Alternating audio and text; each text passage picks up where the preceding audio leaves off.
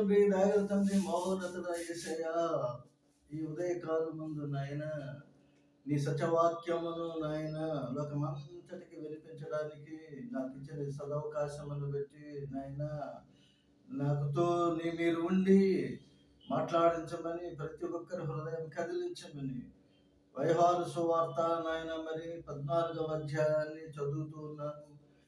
యేసు నామములో నాయన ప్రతి ఒక్కరికి కదలిక రావాలి. ఆమేన్.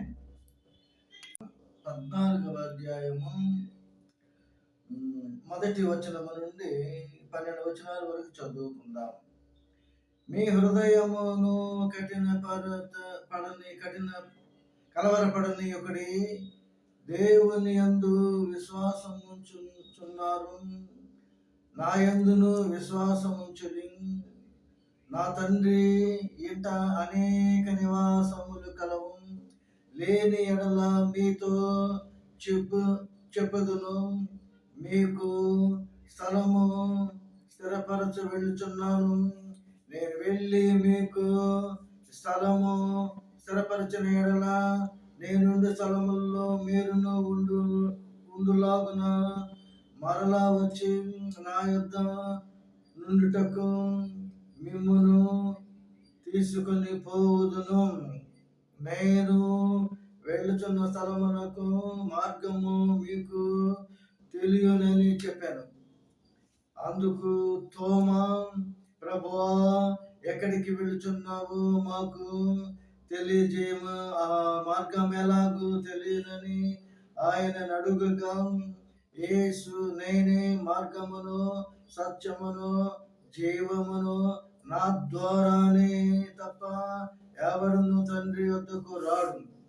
మీరు నన్ను ఎరిగి ఉంటే నా తండ్రిని ఎరిగి ఉందరు. ఇప్పటి నుండి మీరాయనను ఎరుగుదురు, ఆయనను చూచి ఉన్నారని చెప్పాను. అప్పుడు ఫిలిప్పు, ప్రభువా, తండ్రిని మాకు కనబరచుము, మాకంతే చాలునని ఆయనతో చెప్పగా, యేసు, ఫిలిప్పు, నేను ఇంతకాలం మీ యొద్ద ఉండినాను, నీవు నన్ను ఎరగవా? నన్ను చూచిన వాడు తండ్రిని చూచి ఉన్నాడని కనుక తండ్రిని మాకు కలవరపరచమని చెప్పుచున్నావు.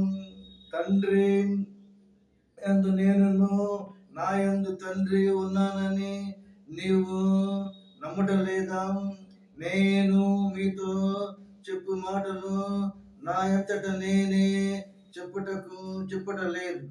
తండ్రి నా యందును నివసించును, తన క్రియలను చేయుచున్నాడు. తండ్రి యందు నేనును నా యందు తండ్రి ఉన్నానని నమ్ముడి, లేదా ఈ క్రియల నిమిత్తమును నన్ను నమ్ముడి. నేను తండ్రి వద్దకు వెళ్ళుచున్నాను గనుక నేను చేయు క్రియలు నా యందు విశ్వాసం ఉంచువాడును చేయును. వాటన్నిటికంటే మరి గొప్ప అతడు చేయునని మీతో నిశ్చయముగా చెప్పుచున్నాను అని పెట్టి, అలాగా 13వ వచనం, మీరు నా నామమున దేని అడుగుదురు తండ్రి కుమారుని యందు మహిమపరచుటకై వానిని చేతును. నా నామము మీకు నా నామమున మీరు నన్నేమి అడిగినని నేను చేతును. మీరు నన్ను ప్రేమించిన ఎడల నా ఆజ్ఞలను గాయకొందురు. నేను తండ్రిని వేడుకొందును, మీ యొద్ద ఎన్నడను ఉండుటకై ఆయన వేరొక ఆదరణకర్తయును, అనగా సత్య స్వరూపి అగు ఆత్మను మీకు అనుగ్రహించును.